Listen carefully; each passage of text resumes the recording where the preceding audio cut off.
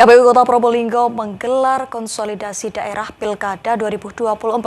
KPU memastikan mengikuti regulasi sesuai instruksi KPU RI.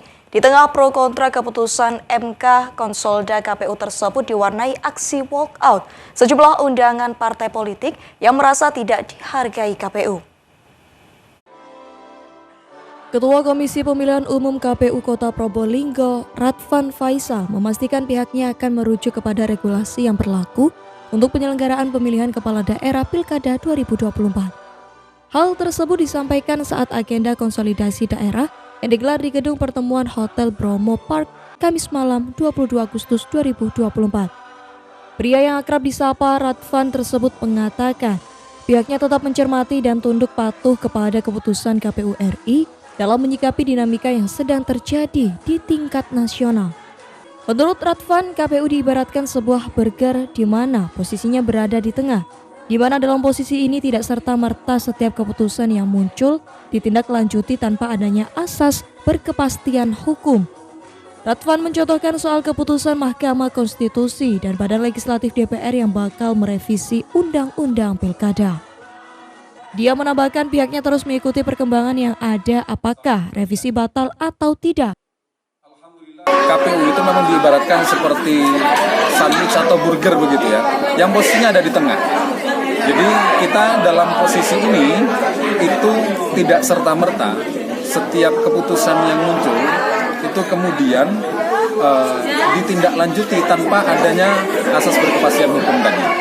Nah, misalnya konteks kemarin putusan MK, kemudian Badan Legislatif DPR RI, kemudian akan merevisi Undang-Undang Pilkada.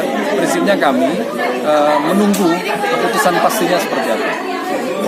Jadi tidak kemudian condong ke kanan, condong ke kiri, begitu. Karena memang kami tentu saja tidak bisa melaksanakan tahapan apapun ketika misalnya regulasi itu belum ada kepastian hukum.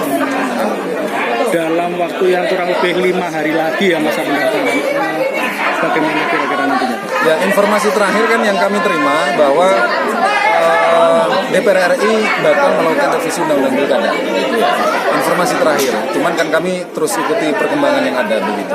Apakah nanti memang revisi itu batal atau tidak? Termasuk juga pasca putusan MK 60 dan 70.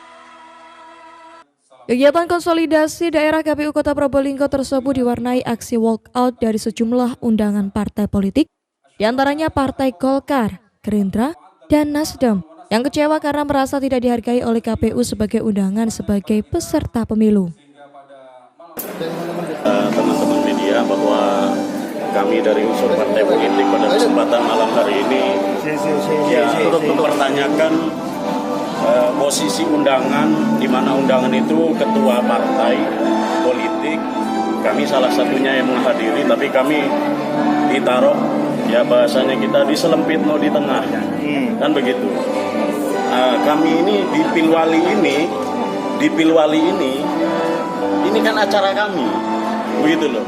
Kok bisa kami itu ditaruh di tengah, di baris yang ketujuh dari depan? Semua parpol ini, Pak? Semua partai politik.